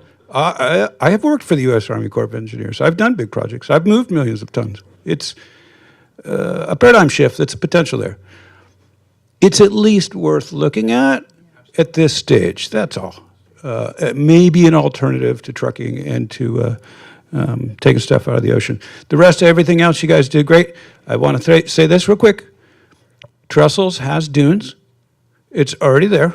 Go take a look. It is a plover bird nesting site. It's signed, it's got ropes, it's got plants, it's got all that stuff. Seems like a no-brainer to just continue it in with our project. And that's exactly the model that we were looking at. So I didn't hear it mentioned, so I was we never mentioned it tonight. So it's all good. Totally right. And we're in agreement that that's a really good model, and if it's right there, it could extend further. Yeah, awesome. Yeah, Newport Beach has plovers too. I wanted to comment on what Mr. Kay said. I agree. Leslie and I looked at some sand, and it was very high-quality sand, and they were willing to bring it to our city for $74 a cubic yard. Now, if it's $74 a cubic yard, that number climbs to $499 million for the sand that we need. So you're right. I'd love to get it for 20. I haven't seen it. The quarry up here has it for 70. It's 12 miles away. I looked at all the numbers. I've seen all of them. But I'm just saying it's something that, it's a discussion that should be had. They need to off-site that sand. There's a railway right there. They have money set aside to do it. It's worth looking at. That's all I'm saying. Right. Thank all you. the more reason to partner with OCTA and BNSF and whoever, Metrolink. You know what? I'm sorry to waste your time. One more thing. Sandag has been amazing, the way they're organized. Ventura, apparently, I was just told today, has a version of Sandag. Getting agencies together in South Orange County seems like something that we should, maybe this would be a seed to kind of work toward OCTA and the county and the cities and the I don't know. Anyway, thanks. Yeah, I just want to say thank you for your comments, and sand delivery via rail is definitely high on our radar. It's the top priority for the SCOOP program. We have a few OCTA folks in the room, and we're talking with them about that too. So we're trying to leave no stone unturned, so thank you.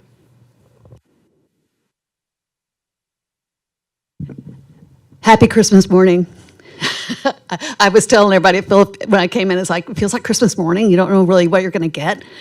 And I just love everything that you're doing here. You obviously put a huge amount of work in between the last one and this one, and I really like this direction. I love that the objectives got more clearly defined, that we want a walkable beach. We also want it swimmable and surfable. I love, love, love all the sand. I just noticed that there's none on Poche, and I think Poche is in San Clemente, and on the State Beach. Okay. And you mentioned that the Boca del Canon area would probably get some from the federal project, but I don't think the south end of the State Beach, the direction of Longshore Drift, is more north. And so I really want that to get some sand, because there's no dry sand there left at all right now. The Longshore Drift, it definitely is bi-directional, especially down at the south end. I've watched it just go back and forth between winter and summer. There also seems to be a pretty big offshore transport.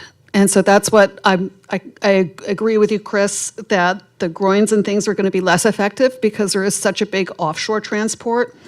And just for example, people at Capitol Shores can see they lose their sand. It's not going to North Beach. People from North Beach are losing their sand. It's not going to Linda Lane. Cypress Shores, we lost our sand. It didn't go down to Trestles, so it probably went offshore. And so the short groins, I love the idea, and I love the permeable groins. I wish that there was some way we could study it a little bit more. We can. I kind of look around, and I know that Cypress Shores, they put out about 70 feet out the big pile of rocks for the landslide remediation, and that sticks out further than anything else. Every winter, all the sand that gets destroyed and eroded from Calafia does go down there, and it piles up against the groin. You can see it there right now. In May, when the bidirectional comes out, it's just going to sweep it all away, and it doesn't work with the bidirectional. Similar with Mariposa Promontory, it sticks out, but it's not really helping North Beach that I see. And I believe the ICM said they based it on the groin part, the inland part, they based it on the Oceanside Pier, but I'm looking on the Oceanside Pier, and I don't see sand accumulation on one side or the other. It looks pretty even to me. It doesn't look like it has that much effect. But I think it's a really interesting idea, and it's worth studying more, and maybe Oceanside will study it for us. I completely agree with the artificial reef and the breakwaters, the emergent versus submergent. My personal preference would be more submergent, because I like on the beach to have a little bit of waves on the beach, and you play in the waves. I was watching the other day somebody playing with their little kid and just jumping in and out when the waves come. That's just such an intrinsic part of the beach. And I know that you'll probably do some numerical analysis to figure out the orientation of these and the height of them, what's going to work best. And I'm just wondering if the Coastal Commission might go for this, if we could do an adaptive management, start with a submergent, and if it wasn't protective enough, make it into an emergent. Can this segue like that? Yeah. And also just with the orientation to figure out which beach, is it more damaged during the winter or in the south summer swell? Because I know on the south side, it seems to me that it gets more erosion in the late summer. September, October is when it erodes the most, at least in recent years. I also noticed that there was nothing on Mariposa, DJ, El Porro region. And looking back on satellite images from the 80s, there was wide sandy beaches there. And I'm sure that we would like to have those back. That's also a really a critical point for OCTA. where they would like wide sandy beaches, I believe, because that's where the waves are crashing up onto the tracks, and the water getting under the tracks there aids in all those landslides. And so keeping the water away from the tracks, I think, would be in their best interests. And that brings me to money, which I think the OCTA, they're having their phase 1 track stabilization study. A lot of this would be really beneficial to them. And I think that they can possibly get us some additional federal or state funding to help pay for those things that are directly impacting their tracks. And of course, there's Department of Boating and Waterways, and there should be state funding for the state beach. And at $20 a cubic yard, I know that GHD was estimating that for Oceanside for dredging because they have a nearby sand source. So that could work. And and just on surfing, I was reading this week about the Gold Coast, the Palm Beach Reef that they put in, and one of the things they were saying was they wish they had really evaluated and quantified the surf resources before they started anything. And they were doing just like a citizen science thing where people with their Garmin watches were just doing tracks of where the surfing tracks are. And so if you're wondering, where to put the reefs to keep it away from where the surfing is, get the surfing tracks. And this is the tracks and how you need to stay away from them. Would be an interesting idea. And great job. All right. Thank you very much for the comments. We appreciate that. Lois, on your way up, I just wanted to go back. I didn't know we were going to answer questions along the way, but I wanted to answer or make a point that Ms. Quintanilla raised at the very beginning. She mentioned that Newport Beach and Huntington Beach are in their 13th cycle of the Army Corps project.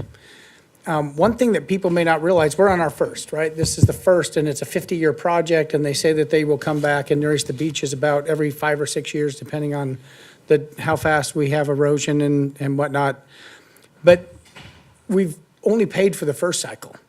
So all those cycles every 6 years or so for the next 60 years, for the next 50 years, that is a continuing cost. And so I hope people do understand that 50-year project isn't funded at this point. There's just that first phase. So I didn't mean to throw a wet blanket on that, but that project, right now, only the first phase has been funded. So that was a good point that I thought Amanda had raised that we should clarify.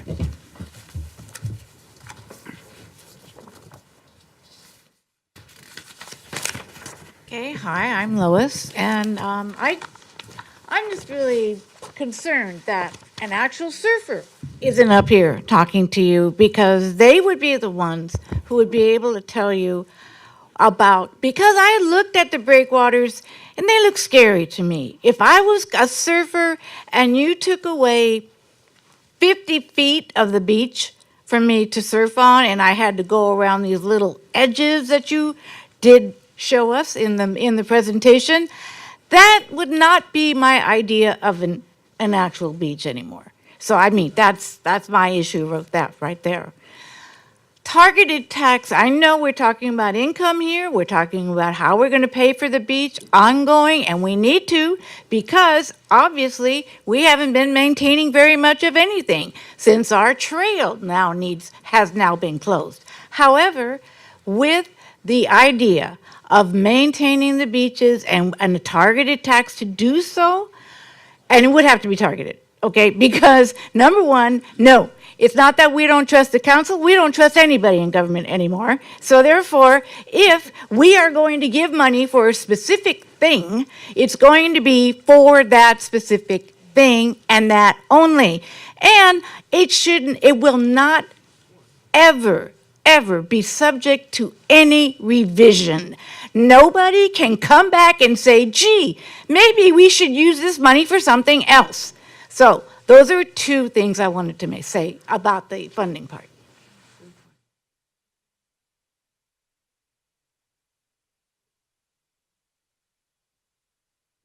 Good evening. My name is Steve Rose. I live in the Short Cliffs community. Would it be possible to put that slide up that shows the Short Cliffs reach? You call that? Yep. Perfect. Thank you. Now, from a planning standpoint, I understand that this is the northern boundary of San Clemente. And you see a line at a 45-degree angle through Shore Cliffs Beach and a neighboring beach. Well, that sand will last about a day. And it's not a very logical conclusion to how to end, or even, to start this project. You have a great opportunity, though, to work with Orange County Parks and Recreation. Next door, we have a small little county park, and of course, we have the Poche Creek. Poche Creek has its own little tide pool kind of a thing, and it does push sand up there, but it's a very logical place to start this project. You got places to store sand, to work with sand, and you have a great break. So that would, from a planning standpoint, that would be a great place for you to start this project, and the partnership with Orange County Parks and Rec. We have our club has a very good relationship with them. They've got big machinery, and they can really help us out at the north end. So you're talking, sorry, Steve, so you're talking about putting sand, if I'm looking at the screen, to the left of the yellow line between Poche Lagoon. Yeah, we call that Poche Pond or Polio Pond, whatever you want to call it. Sorry about that. But when high tide comes, it blocks the creek.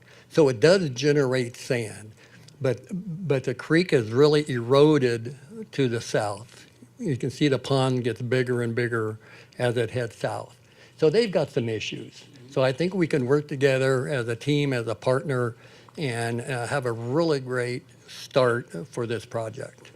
And we're looking forward to this area being your pilot project area. Thank you.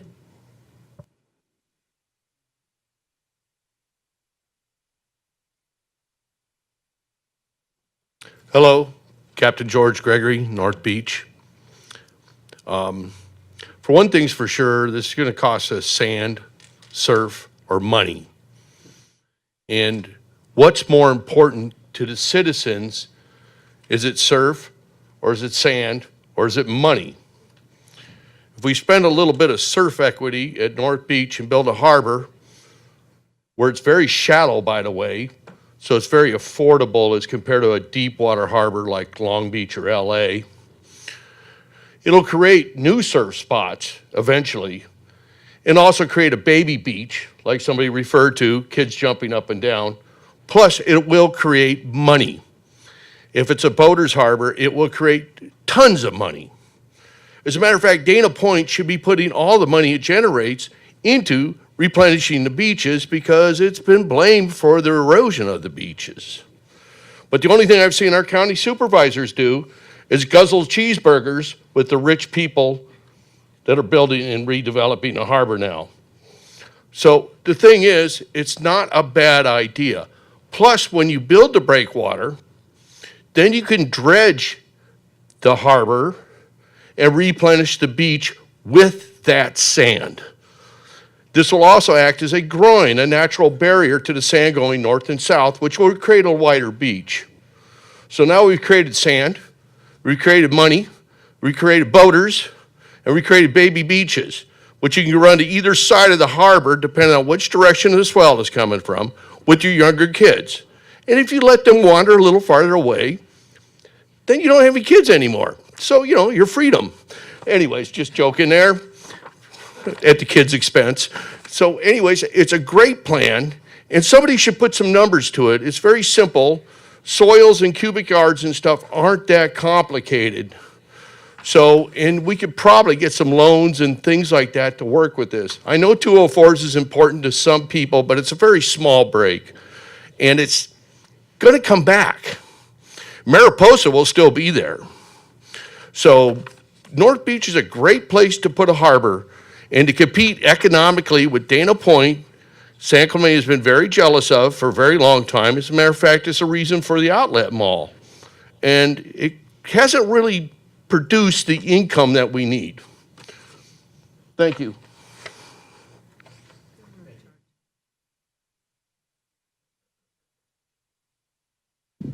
Hi, I'm Diane Wenzel. I'm from Shore Cliffs, and I also have a sailing school in Dana Point Harbor. I really appreciate what you guys are doing, and I appreciate the collaboration with the county. And thanks, you guys, for being here. Appreciate that. The embayment area that you're talking about from Dana Point Harbor down to Cottons Point there, this is obviously incorporating the city of San Clemente, the city of Dana Point, the county of Orange, and the state of California. So this plan, I feel like we really do need to have a collaboration between all these entities before we proceed with this, because they blend into each other. And financially, that makes more sense. So all of this work, it's just San Clemente on here, but I don't know why we can't have this be all of those organizations. And like the gentleman before me, there is a lot of sand in Dana Point Harbor. We're constantly bottoming out, and there's a great opportunity to dredge that and put it, bring it down. And yeah, there we go. Thank you very much, you guys. Great suggestion, thank you. Hello, my name's Sarah Schneider. I live in Southwest San Clemente at Lost Winds Beach. First of all, thank you so much for being here and that amazing presentation. I'm learning a lot about this subject. I don't know a lot, but since I am learning, I'm thinking about our fellow citizens and how might we be able to communicate this best with our town and our city. There's a couple slides that I wish you had in your deck. And one of the slides that I was thinking would help me was you referenced quite a bit about other cities or other beaches who are either further along, you've done this already, you have data on, or are in similar situations. I wish there was a slide that sort of had the town or the beach kind of where it is along the way, year 5, year 10, how much money was invested into it, maybe even what the town decided, how they decided to fund the project, and any other sort of relevant things like whether what percent was grant money, what percent was raised by tax, things like that. Just sort of that would be very helpful, because I kept thinking in my head when you were speaking, gosh, I wish I knew which beach this was working on, and I could kind of see it. I think that being very, very mindful of our surf town is going to be priority number one. Of course, we need the sand. I mean, obviously we can all see that. We're not blind, but this is a huge surf community. We all love the waves and the surfing. So I think somebody else mentioned it, but I would love to see some data of the reefs that have been built in surf towns and surf beaches, how that's affected the surf culture and the waves, and having a full dedicated presentation on that almost is worthwhile, because that's going to be a huge concern, I think. Those are some of the comments that I had. Thank you so much.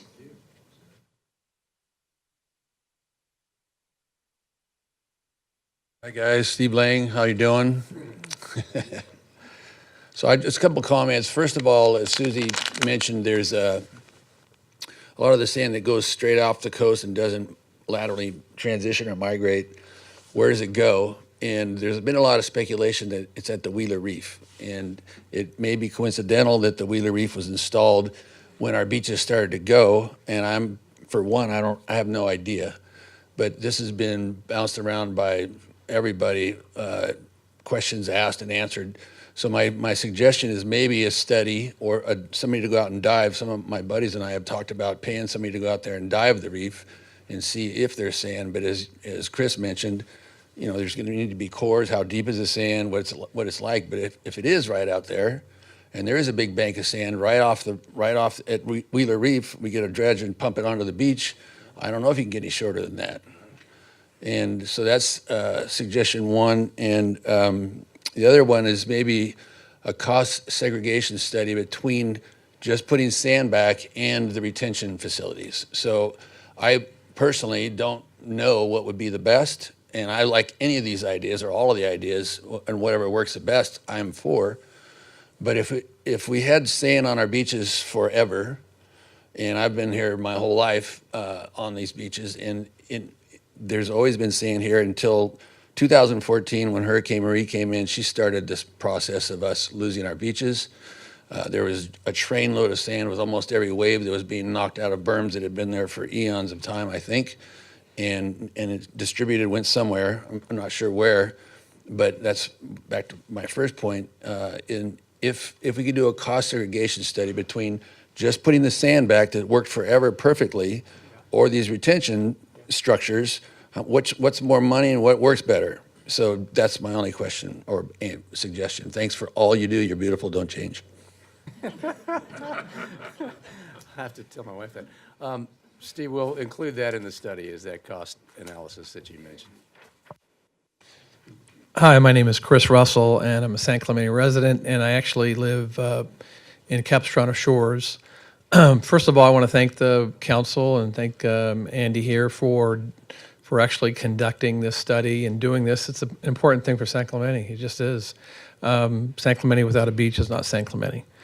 So in any event, the two things. Having dealt with Coastal Commission in the past, it's hard for me to imagine that we don't get them on board early, because we could go 2 years and issue this report end of 2025, and they put the kibosh on it, and they have the absolute power to do that.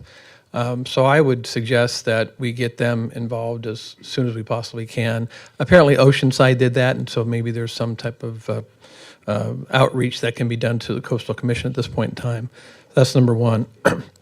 Number two, since I do live in Capistrano Shores and you're looking for comments from the community and people who live in the community, there is no surf break in Capistrano Shores. I mean, I've probably seen in the last 5 years maybe 10 surfers out there. For whatever reason, we don't have a surf break in front of Capistrano Shores. So I know it's a big issue of maintaining the surf break for trestles and all of the other areas that are really obviously significant surf spots worldwide for San Clemente. But in Capistrano Shores, we just don't have any surf there that's surfable. At least I haven't seen anybody out there. So probably if you took a smattering of opinions from people who live in Capistrano Shores, they would probably tell you the same thing. I'm just one guy. But in any event, if there's a place to start, possibly, could be Capistrano Shores because it doesn't affect the surf.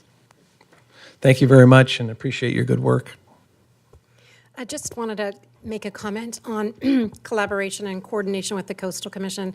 I think you heard at the start of this meeting that this project, this study, is funded by a grant from the Coastal Commission. As part of the grant requirements, we have a requirement to submit all public notices, PowerPoints, any technical deliverables that we generate. We also do quarterly progress reporting on the grant. So we are in coordination with them. They're aware of where we're going. I think that they're even watching on YouTube tonight. So they're definitely tracking with what we're doing. So they're giving us feedback then as we go along. We're just not going to get stuck after 2 years and say, sorry, this is not approved, and now we're in another 2-year study trying to figure out what's going to be palatable to them. I think they'll chime in when we get to the next step where we have a report for them to comment on. So they don't typically comment on things that are not like an application or, something actually pending before the commission. Because we're still at a conceptual level, I think they're just sort of seeing how this shakes out, what is the community leaning towards, and then I think we'll see more engagement. Got it. Well, I'm sure, like I said, Oceanside probably needed approval to get their project done, and they approved it. So it seems to be a positive sign as well. Thank you. All right, thank you.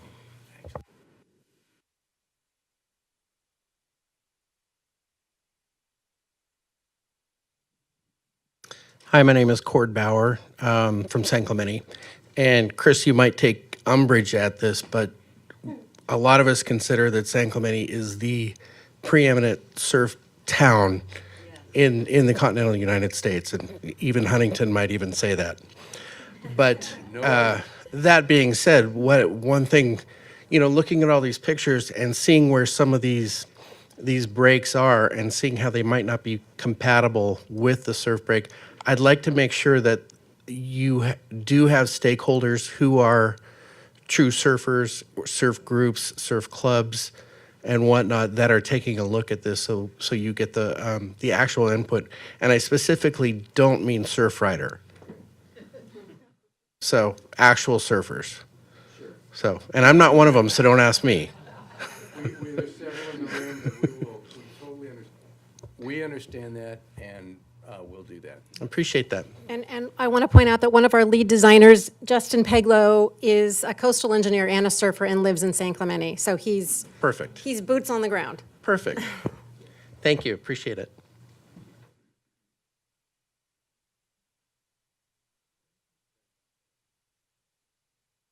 Hi, I'll keep this short. My name is Sherry Sullivan. I represent Marine Corps Base Camp Pendleton. I am not a resident of San Clemente. I am a biologist who manages the coastal region of Camp Pendleton. And first, I just want to thank you for all the inviting me, because I'm learning a lot. That's what I'm here for. I'm here to steal your ideas and turn them into my own. But a couple things. I have comments that I'll submit to you in writing, but on Camp Pendleton, we have a different sand profile than you do, obviously, here in San Clemente. We have a difference between summer and winter sand profile of 8 to 10 feet. And one thing I noticed this past year is that we have these fence posts that we leave up for lease turn protection, these colonies that we have, and we put in temporary fencing every year, but we leave the sand post in the sand. This year, I asked the contractor to pull those sand posts because of some issues that we were having, and we had straightening out the line. And they weren't able to get to all of them, only some of them. Where we pulled the sand post, the beach flattened out, the way the winter waves scoured everything out, and it turned it nice and flat for the turns. They'll love that. Where we didn't pull the post, it left a sand shelf. Those, just by virtue of having 4x4 posts in the sand, it completely stabilized the whole shoreline. And we had a 5-foot berm from where the posts are to where they weren't. And so I just wanted to throw that out there as something to consider, because I didn't see that in your plans to put out structures like fencing or sand posts, some of the things that they're doing in San Diego County. And also, I had a question I hope you can answer or maybe address at a later date. I'm not familiar with breakwaters. I saw the photos that you put in. I noticed there's a little bit of confusion because there's also a pier there at Santa Monica. So it's hard to say, what sand retention's coming from the pier versus the breakwater. But I could see visually in the picture that it was breaking the surf. Yeah. But I'm wondering about what is behind that, and whether or not Santa Monica has done any studies to show that there is maybe not a dead zone behind that breakwater, or on the contrary, a breeding site for sharks and skates and rays, or other fish. So I personally would be interested in that if that information is available. So, Sherry, I don't know if there's been studies done behind the breakwater for the habitat, biota, submarine conditions, but I'm sure we could try to find out. There's been a lot of studies of the shoreline. Those are what I'm familiar with. And it's the pier might be holding some sand too, but most of that is really the breakwater. And we have pictures of it back into the 30s when they first built it, before it was built, and then right after it was built, it was like, wow, it was like very evident that sand started to accumulate behind it and form that bulge that we saw, and it's just, they're still there today. So it's been really long lasting. But if you'd like us to look into if it's caused stagnation or water quality issues or habitat changes or anything like that, we could try to find some information out and lead you to it. I would love that. And I appreciate that you guys are trying to find examples that are local to Southern California, because everything's different down here. But there just aren't that many breakwater examples, I guess. So, Thank you. Hey, Sherry. Yes. Some of these designs as well. Sorry, Who's talking to me? It's not Oh. God. It's me. Yeah. Oh, This is your conscience speaking. Please No. clip that from your tape. Some of these designs that we have in here actually do. It's kind of hard to see. It's in the legend, but they do have sand fencing along the back. So we've considered that as well to naturally accumulate sand. But that's really a really good analog and a good example. And Yeah. I'd actually like to hear more about that. Oh, So yeah, I'd love to have you out. I could personally show you. that would be great. Yeah, I appreciate it. So. Sure, no problem. And I just wanted to thank you for coming. We do appreciate our relationship that we have with the Marine Corps. I don't know if everyone knows, but our beloved San Onofre State Park and Trestle State Beach is actually part of the base, and leased to the state as the state park. So we need to make sure that we keep a great relationship in what you guys are doing, so it's important. Yeah, we work closely with the state parks. Thank you.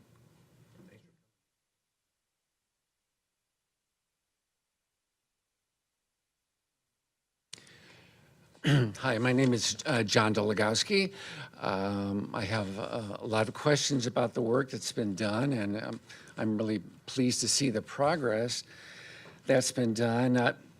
I assume that the consultants are using a finite element model to test these various features and see how they direct the sand flow, as a result of intermittent storms and changing weather patterns. And I've not worked with them myself, but I previously worked as a hydrogeologist, so I had a lot of contact with groundwater models. And so I'm aware of how much the data that's used to calibrate the model can affect the outcome of the modeling results.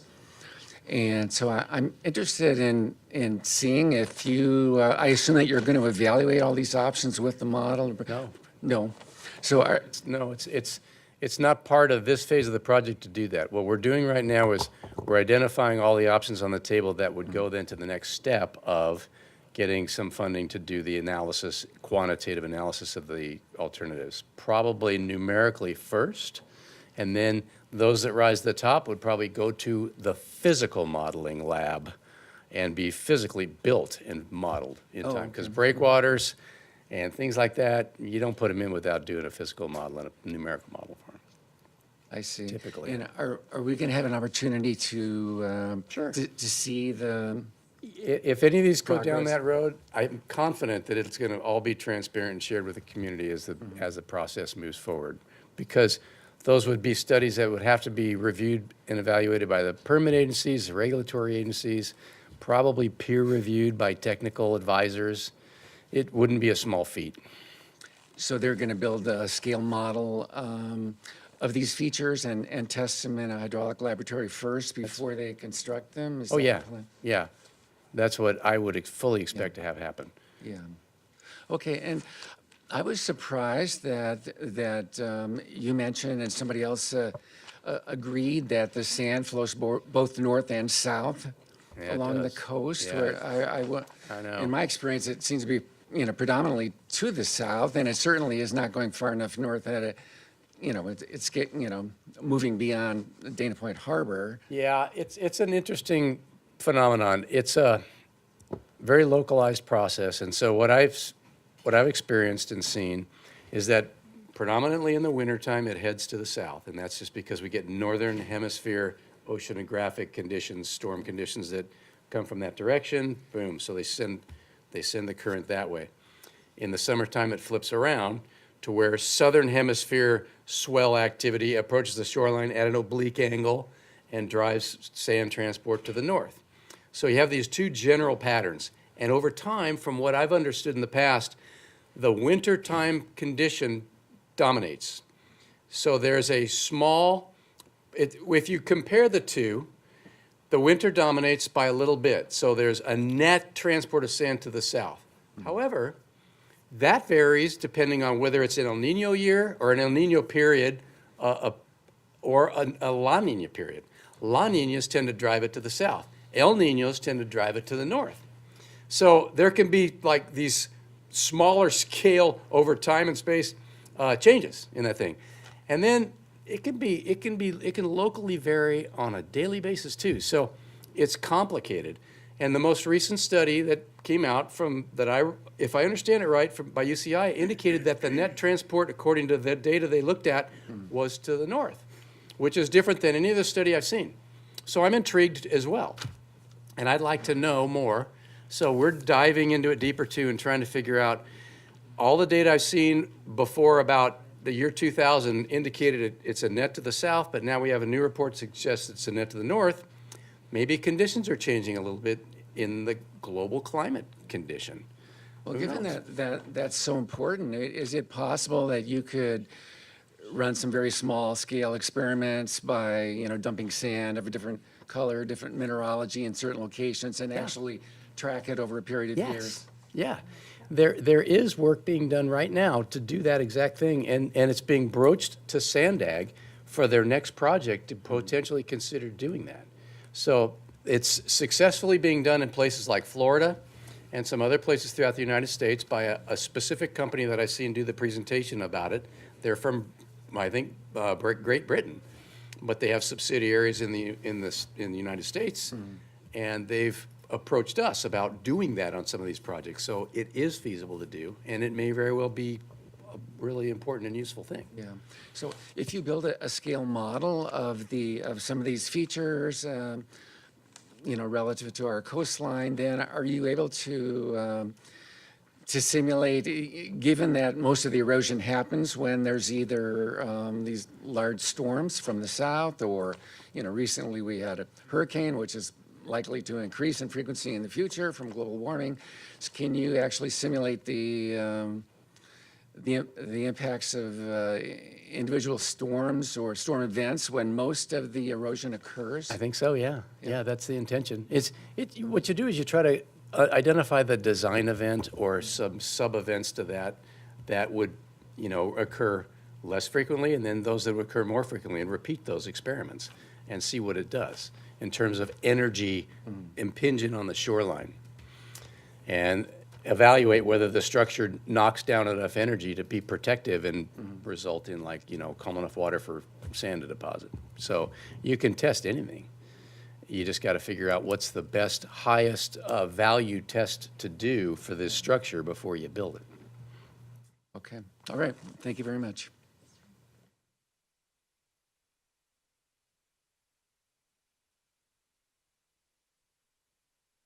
Hey, I'm Lex Luxon. I'm manager of USurf here in San Clemente. I want to say, working there for 3 years, I've talked to a lot of surfers. I get a lot of tourists who come here to surf this town, and that's what we're known for. Like, more pro surfers come out of San Clemente than any other town in the world, what I've read, and it's a travel destination for sure. I'm a huge proponent of the North Beach Reef. Not so sure about break walls and groins, I think they are.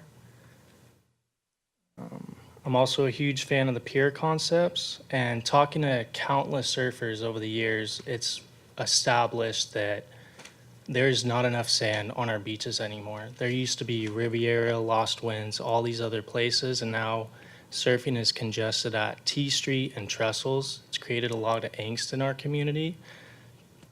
It's just not what it used to be. I think we need a lot more sand that is being proposed. And I'm a huge fan of North Beach being the reef, because to me that's like the last area of San Clemente that could be revitalized. Like, South has Trestles and the pier concepts I like a lot as well, but North Beach, if more surfers are going there, it's going to revitalize that economy as well. I also like restoring some of the dunes at the state beaches, which would be great for the ecology and habitat. And I also think the Orange County Transportation Authority needs to put down sand instead of the rocks, because the rocks are ruining the beaches. Sand's just a better option. They need to be more involved in protecting their rail line while also protecting our beaches, because that's a huge draw for tourism and just our economy as a whole, as well as what we're known for, which is surfing. Don't like the short-term solutions like rock dumping, and not so sure we should be focusing our efforts on private beaches. I think those should be privately funded.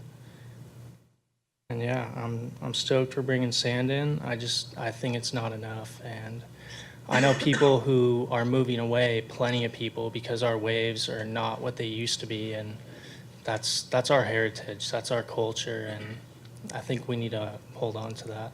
So this is coming from a lot of surfers. I mean, I meet a lot every day, and this is the consensus. So thank you guys, appreciate it. Thank you, Lex. Do we have any additional speakers or comments? Okay, thank you all so much. Next slide, Justin. The next steps for us are to take the comments that we will be receiving from the community over the next month, and we will then review all the comments, make revisions to our designs, and then package all of that up in a report, which will be made available for public review and comment later this spring. The other deliverables on the slides here are towards the end of 2024, where we have the draft feasibility report and then the final feasibility report at the end of 2025. And that really concludes our presentation. I would just want to encourage you to sign up for emails. If you send an email to lcp@san-clemente.org, you'll be added to the mailing list in case you're not already on that list. And then tonight's presentation, the public notice, and also the recording of the meeting will be available on the city website. Right now it's on the homepage. You can click on a link under, I think it's current events or recent events, and you can watch the whole presentation if you didn't get enough tonight. So with that, I want to say thank you all so very much for coming out tonight, and it's just great to see you all here, and thanks for being a part of this process. Yes, yes, yes. Thank you. You can also submit emails to lcp@san-clemente.org. Thanks, everyone. The end of March.